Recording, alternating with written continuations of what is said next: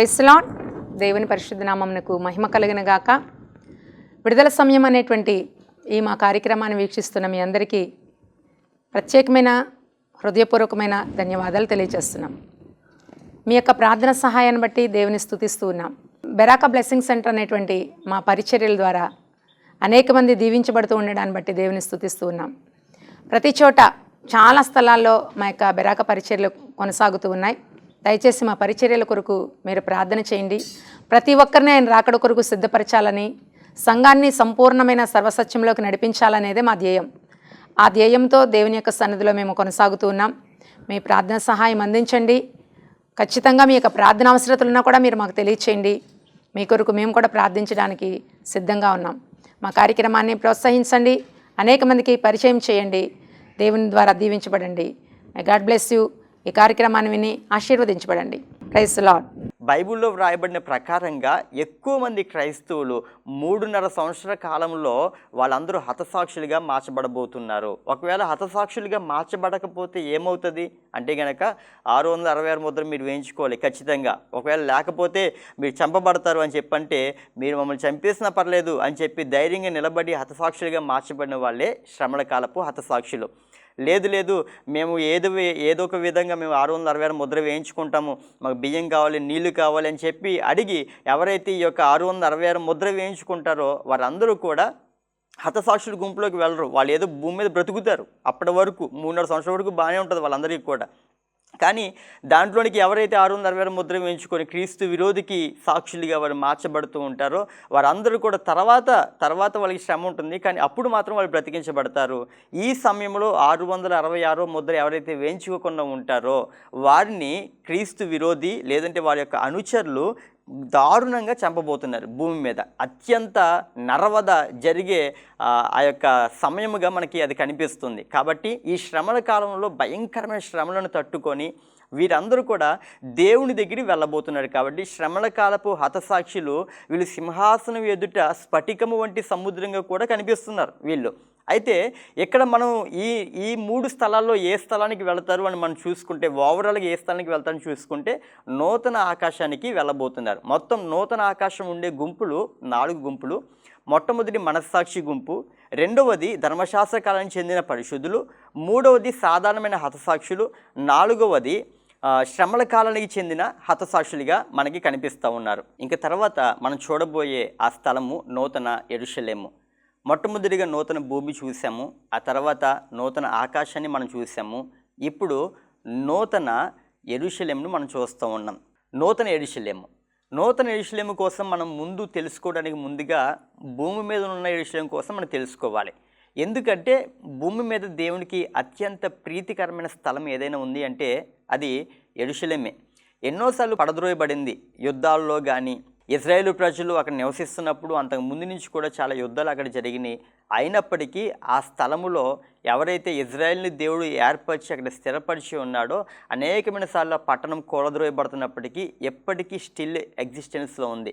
ఈ విధంగా అనేకమైన యుద్ధాలు జరిగి పడగొట్టబడిన రాజ్యాలు చాలా ఉన్నాయి, కానీ అత్యంత తక్కువ మరలా తిరిగి కట్టబడ్డాం. కానీ ఎప్పటికీ కూడా స్టిల్ ఎగ్జిస్టెన్స్లో ఎప్పటికీ ఉన్న రాజ్యాలలో ఉన్నది ఏంటంటే యెరూషలేము. దేవుడు ఎంతో యెరూషలేముని ప్రేమిస్తూ ఉన్నారు. దేవుడు ఇజ్రాయేలు ప్రజలకి ఆ యెరూషలేముని ప్రామిస్ చేశారు. మరొక విధంగా చెబితే ఈ యొక్క యెరూషలేము అనేది వాగ్దాన పట్టణముగా లేదంటే వాగ్దాన దేశముగా మనకి కనిపిస్తూ ఉంది. ఎక్కడ ఉన్నప్పటికీ ప్రపంచంలో వాళ్ళందరూ కూడా కొన్ని నియామకమైన దినాలలో ఖచ్చితంగా యెరూషలేముకి వెళ్ళిపోతూ ఉంటారు వాళ్ళందరూ కూడా. ఈ యెరూషలేము అనేది దేవుడు అత్యంత ప్రాధాన్యమైన స్థలంగా పెట్టారు. ప్రత్యేకంగా యెరూషలేము యొక్క చరిత్ర చూస్తేనే చాలా గొప్పగా ఉంటుంది.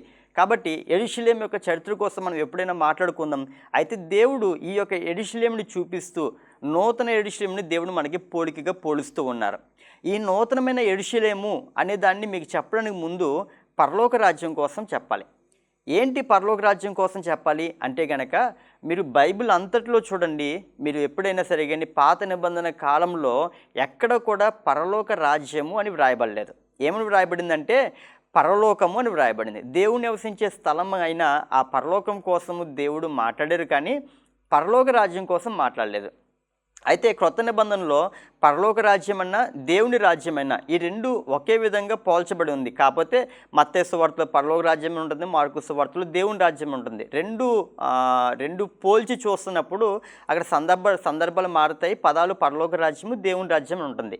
కానీ క్రొత్త నిబంధనలో మాత్రమే పరలోక రాజ్యము అని దేవుడు మెన్షన్ చేస్తూ ఈ పరలోక రాజ్యాన్ని ప్రకటిస్తూ రావడం ప్రారంభించారు. ఏంటి ఈ పరలోక రాజ్యం?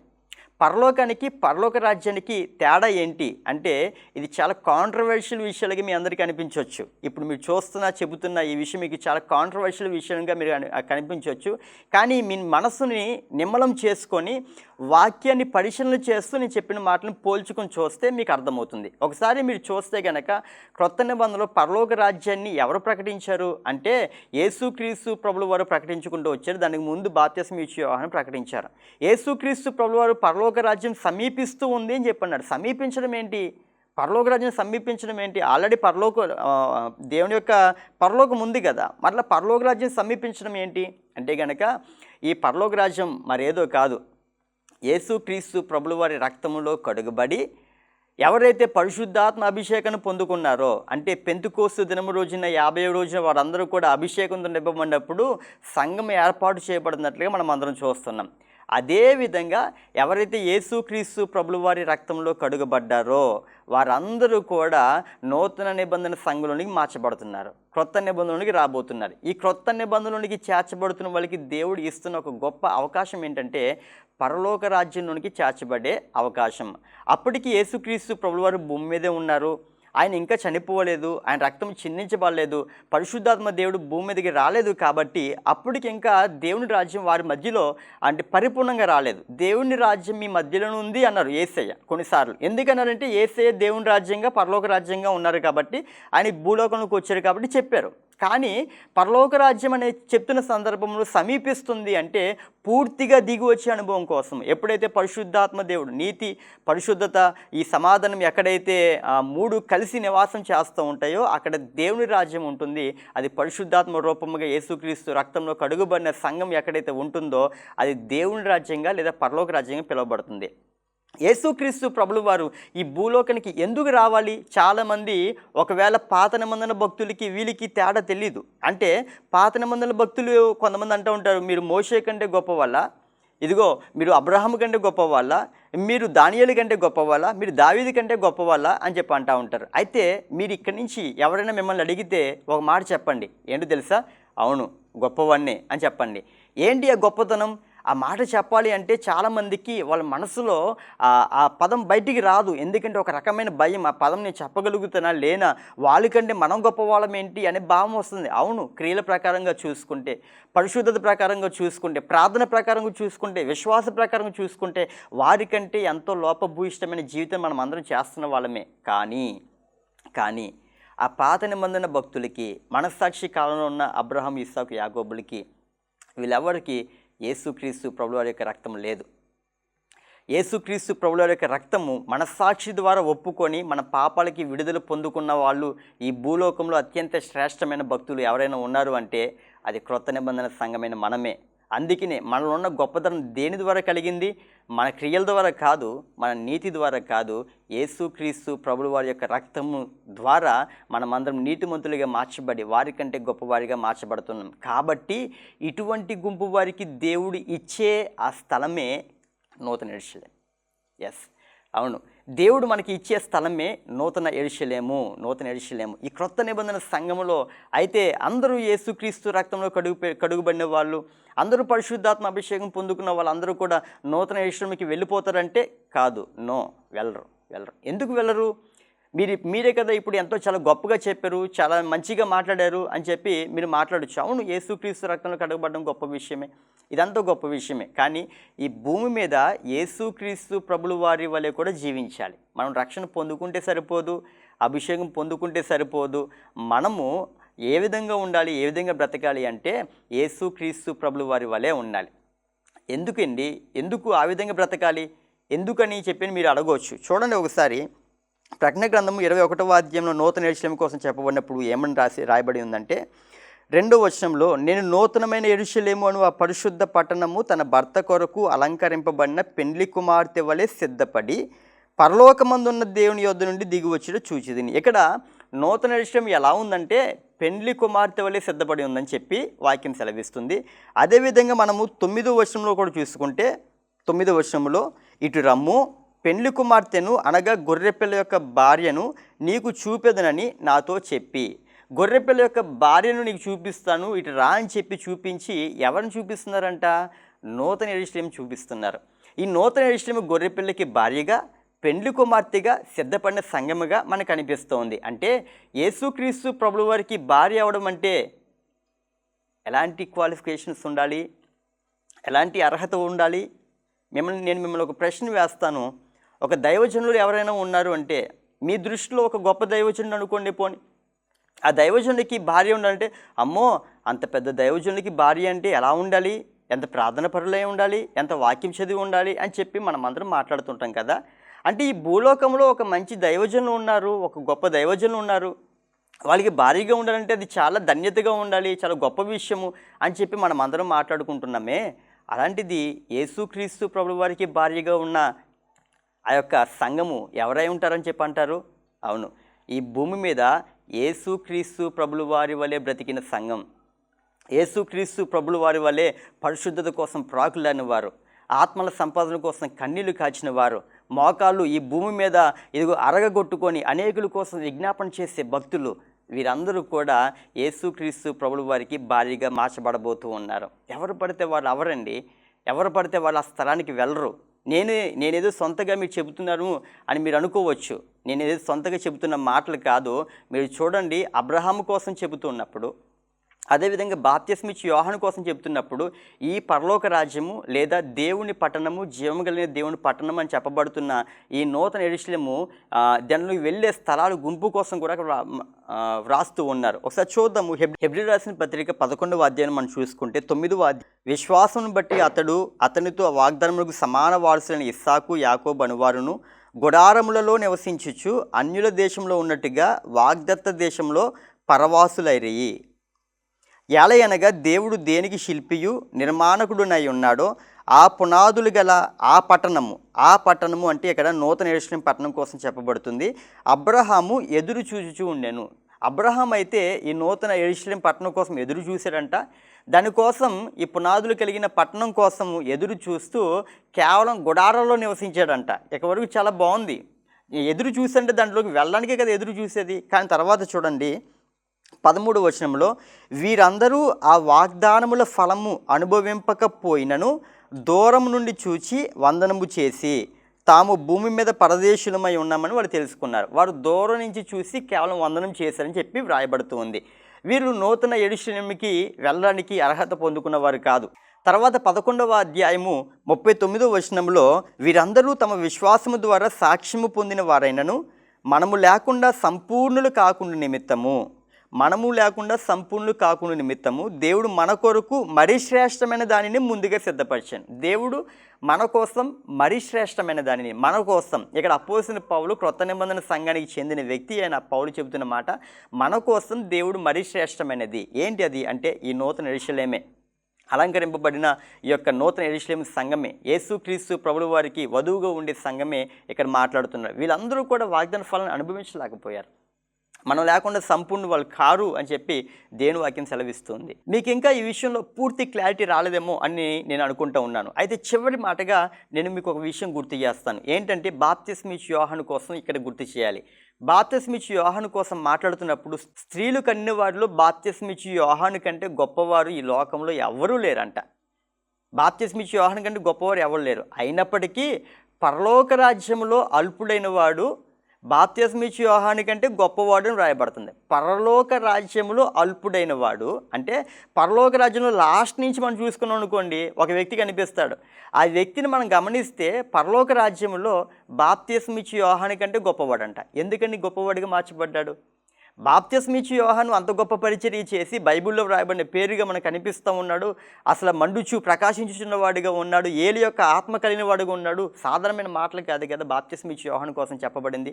స్త్రీలు కలిగిన వారిలోనే గొప్పవాడని చెప్పబడుతుంది కదా. మరి ఎందుకని పరలోక రాజ్యంలో చివరి వాడిగా ఉన్నవాడి కంటే తక్కువ వాడంట? ఎందుకని అంటే గనక పరలోక రాజ్యంలో చివరివాడు యేసుక్రీస్తు రక్తంలో కడుగుబడినవాడు.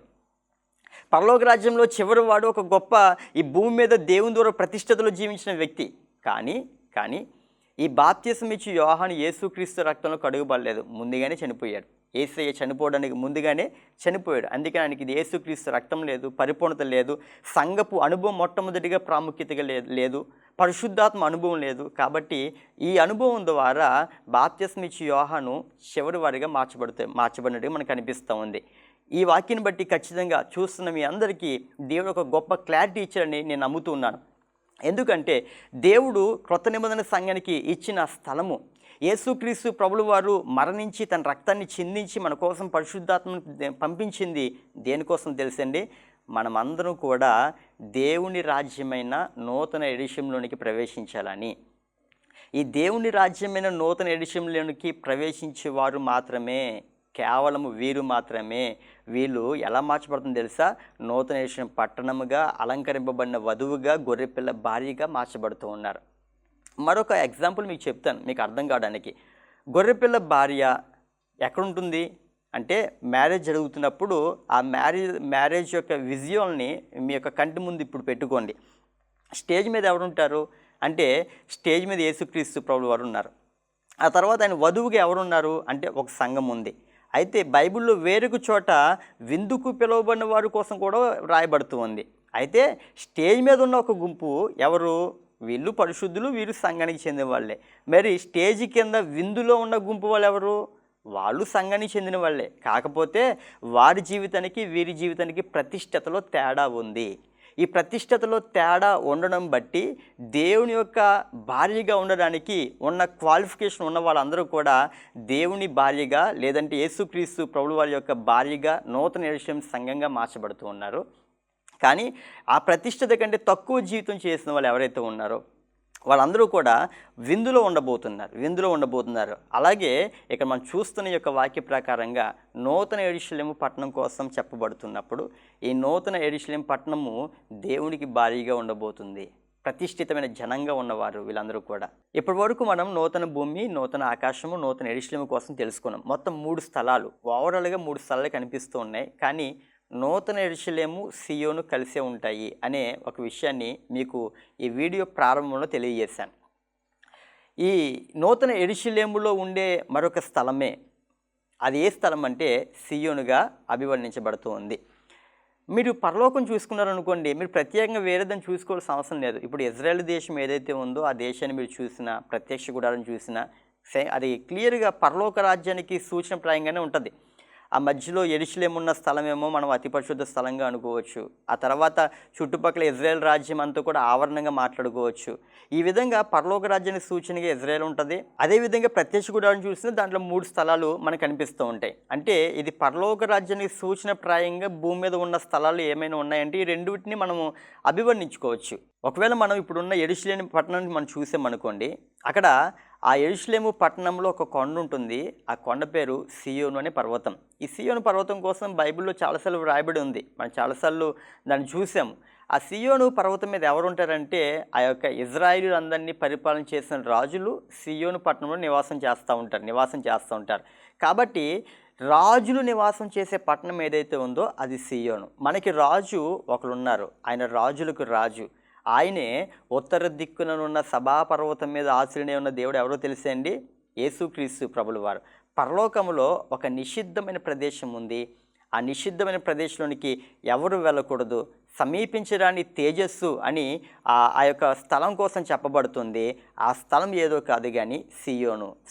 ఇది మీరు ఎలా చెప్పగలుగుతారు అంటే క్లియర్గా బైబిల్లో దానికోసం వ్రాయబడింది. చూడండి ఒకసారి ప్రకటన గ్రంథము 14వ అధ్యాయము 1వ వచనాన్ని మనం చూసుకుంటే గనక, మరియు నేను చూడగా ఇదిగో ఆ గొర్రెపిల్ల సియోను పర్వతం మీద నిలబడి ఉండెను, ఆయన నామమును ఆయన తండ్రి నామమును అని కింద ఇంకా కొనసాగించబడుతుంది. మొట్టమొదటి మనం చూసినప్పుడు ఆ గొర్రెపిల్ల సియోను పర్వతం మీద నిలువబడి ఉండెను. ఇక్కడ యేసుక్రీస్తు ప్రభుల వారు ఉన్న స్థలం కోసం చెప్పబడుతుంది. కేవలం ఎక్కువ పదాన్ని బట్టి మాత్రమే కాకుండా ఇప్పుడు నేను సియోను కోసం మీకు చెప్పాను కాబట్టి ఈ సియోను కోసం మీరు పరిశీలన చేయండి. తర్వాత చేసినప్పుడు ఎక్కువగా దేవుడు తను ఉండే స్థలంగా అభివర్ణించుకునే స్థలాన్ని సియోను కోసం దేవుడు చెబుతుంటాడు. ఉత్తర దిక్కు, ఉత్తరము అంటే మనం ఇలా చుట్టూ చూసి ఉత్తరం ఎటు ఉంది, తూర్పు ఇటు ఉంది కాదు, ఉత్తరం అటు ఇలా కాదు మనం మాట్లాడుకున్నది. ఉత్తరం అన్న మనం చూసినప్పుడు మీరు ఒకసారి మ్యాప్ను ఓపెన్ చేసి చూడండి. ఎప్పుడు కూడా నార్త్ ఎటువైపు ఉండదంటే పైకి చూపిస్తూ ఉంటుంది. పైకి ఉత్తర దిక్కు అంటే పైన అని చెప్పి అర్థం వస్తుంది. దేవుడు నివసించే స్థలం ఏంటి? పైన అని అర్థం వస్తుంది. పైన అనగానే మనం అందరూ ఏమనుకుంటామంటే ఇలా పైకి చూస్తూ ఉంటాం. ఇలాగ మన శరీర సంబంధంగా పైకి చూడడం కాదు. ఆయన దేనికి అందనవాడు, ఊహలకి ప్రతి ఒక్క దానికి అందనవాడు, ఆయన పైన ఉన్నవాడు అని చెప్పి అర్థం. పరలోకం అంటేనే పైన స్థలం. దేవుడు ఉండే స్థలము ఉత్తర దిక్కులో సభాపర్వతం మీద ఆయన ఆసీనుడై ఉన్నట్టుగా మనం చూస్తున్నాం. ఇదే మనుషులు ఎవ్వరు కూడా ప్రవేశించుకొని నిషిద్ధమైన స్థలము, సమీపించడాన్ని తేజస్సులో దేవుడు తాను మాత్రమే నివసిస్తున్న స్థలమని బైబిల్ ఈ యొక్క సియోను అనే దానికోసం చెప్పబడుతుంది. కానీ ఒక ఆశ్చర్యకరమైన విషయం చెబుతాను, ఒక గొప్ప విషయం చెబుతాను. అది ఏంటంటే గనక ఈ మనుషులు ఎవరు కూడా ప్రవేశించడానికి ఈ నిషిద్ధమైన స్థలానికి వెళ్ళే ఒక క్రొత్త నిబంధన గుంపుకు చెందిన పరిశుద్ధులు ఉన్నారని మీకు తెలుసా? నిజమే, అది నిజమే. ఎవరు అంటే గనక వాళ్ళు అదే వచనంలో రాయబడుతుంది. ప్రకటన గ్రంథము 14వ అధ్యాయం 1వ వచనంలో మనం చూసుకుంటే, ఆ గొర్రెపిల్ల సియోను పర్వతం మీద నిలువబడి ఉండెను, ఆయన నామమును ఆయన తండ్రి నామమును నొసళ్ళ యందు లిఖింపబడి ఉన్న 144,000 మంది ఆయనతో కూడా ఉండిరి. 1,44,000 మంది ఆయనతో కూడా ఉండిరి అని ఎక్కడ రాయబడుతుంది. ఈ మాట చెప్పగానే చాలామంది ఏమంటారంటే, పాస్టర్ గారు అసలు ఏం మాట్లాడుతున్నారండి అని చెప్పి నన్ను అబ్జెక్ట్ చేయడానికి ట్రై చేయొచ్చు. ఎందుకు అంటే 7వ అధ్యాయంలో కూడా 1,44,000 మంది చెందిన అక్కడ ఇజ్రాయేల్ గుంపు ఉంటారు. వాళ్ళు ఏమంటారంటే ఇది ఎవరి కోసం చెప్పబడిందో తెలుసా? ఇజ్రాయేల్ కోసం చెప్పబడింది. ఆ ఇజ్రాయేలీలో 1,44,000 అంటే పరిపూర్ణమైన సంఖ్య. అంటే ఇజ్రాయేల్ అందరూ కూడా అంత్యకాలంలో రక్షించబడబోతున్నారు అని చెప్పి సింపుల్గా వాళ్ళ కోసం చెప్పడానికి ప్రయత్నం చేస్తుంటారు. మీరు బైబిల్కి సంబంధించిన ఏ లేఖనాలు చూసుకున్నా, వ్యాఖ్యానాలు చూసుకున్నా దాంట్లో ఈ విధంగానే కంపేర్ చేయబడి ఉంటుంది. కానీ చూడండి ఒక్కసారి 1,44,000 అనే ఒక్క పదం తప్ప ఆ 7వ అధ్యాయంలో ఉన్న గుంపు వారికి, ఈ 14వ అధ్యాయంలో ఉన్న గుంపు వారికి ఒక్క పోలిక కూడా ఉండదు. ఎందుకంటే ఈ 14వ అధ్యాయంలో ఉన్నవారు గొర్రెపిల్ల ఉన్న చోట ఉంటారంట, గొర్రెపిల్ల ఉండే సియోను పర్వతం మీద ఉంటారంట. పాత నిబంధనలో ఏమి రాయబడింది? పాత నిబంధన ప్రజల కోసం ఏమి రాయబడింది? ఎవరు సమీపించిన తేజస్సు, దేవుడు మాత్రమే నివసిస్తాడు. ఇంకా చెప్పాలంటే పాత నిబంధన ఏమైనా మాట్లాడుకున్నాడు, దేవుడు మాట్లాడితేనే చచ్చిపోతాడు, దేవుడు ఒకవేళ వచ్చి చూస్తేనే మనుషులు చచ్చిపోతారు అని మాట్లాడుకునేవారు. అలాంటి గొప్ప బాధ్యత పాత నిబంధనల వారికి ఎక్కడుందండి? దేవుడు క్రొత్త నిబంధనలు ఉన్న మనకి ఇచ్చాడు అక్కడ.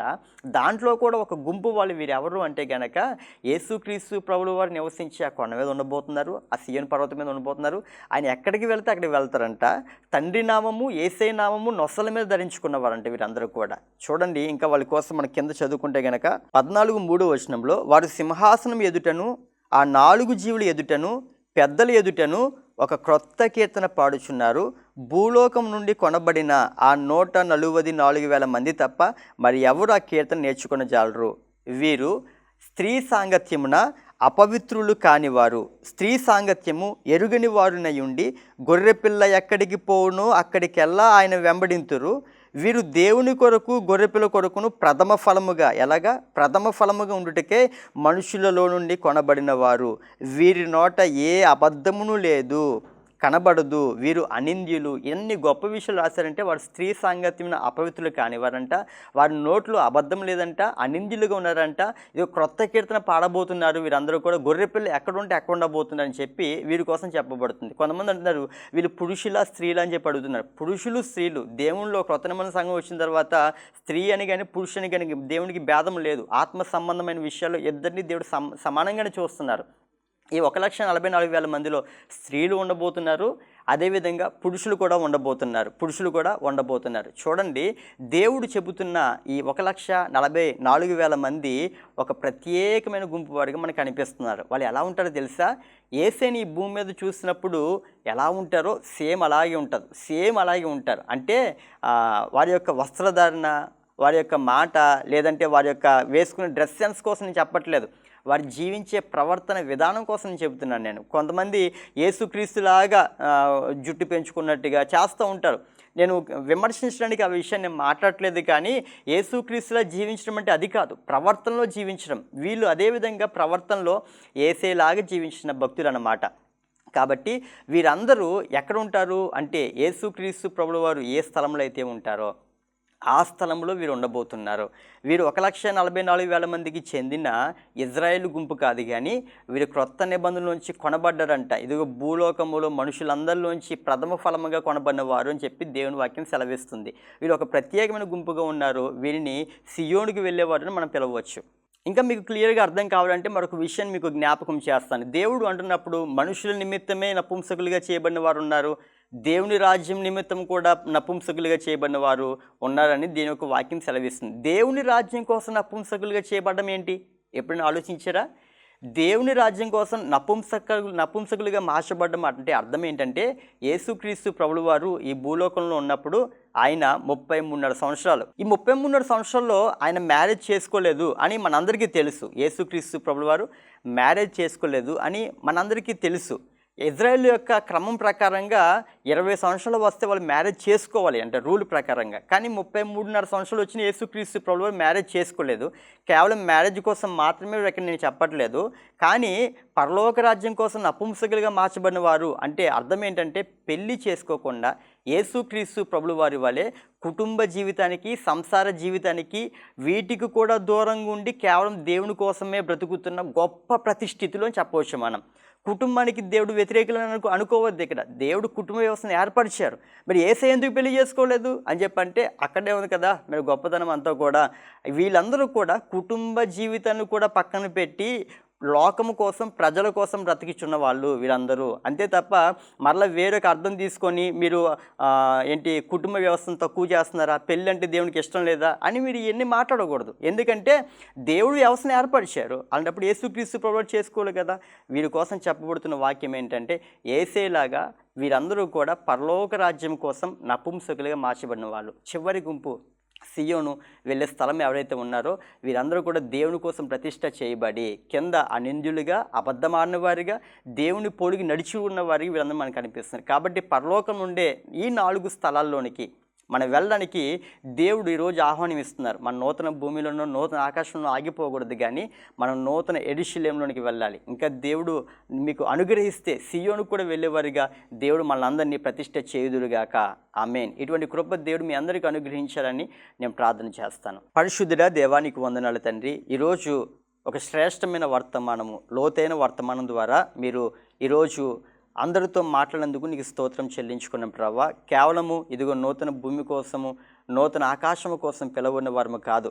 ఇది పరలోకపు ఛాయ అని వాక్యం చెప్పబడుతుంది, కానీ ఇదిగో నూతన యెరూషలేములోకి వెళ్ళడానికి మీరు మమ్మల్ని పిలుచుకున్నారు. అటువంటి జీవితము, అటువంటి ప్రతిష్ఠిత చేయగలిగే ఒక గొప్ప కృప సంఘం అంతటికి మీరు అనుగ్రహించి నడిపించుకోమని ప్రార్థన చేస్తున్నాము దేవా. ఇదిగో ఎవరైతే అనుగ్రహం పొందిన వారు ఉన్నారో వారందరూ సియోనుకు కూడా వెళ్ళే కృప మీరు అనుగ్రహించమని ప్రార్థన చేస్తాం. ఇదిగో దేవా, నీకు వందనాలు. సమయంలో ఈ ఒక్క వాక్యం వింటున్న ప్రతి ఒక్కరికి మనోనేత్రములు వెలిగించబడి ఒక గొప్పగా నీలో నడిపించబడే కృప మీరు అనుగ్రహించమని ప్రార్థన చేస్తాం. నీ యొక్క చిత్తాన్ని పరిపూర్ణంగా ప్రతి ఒక్క జీవితం నెరవేర్చు మీరు మహిమను పొందుకోమని యేసు నామములో అడిగి వేడుకొని పొందుకొని ఉన్నాం తండ్రి. ఆమేన్. Praise the lord.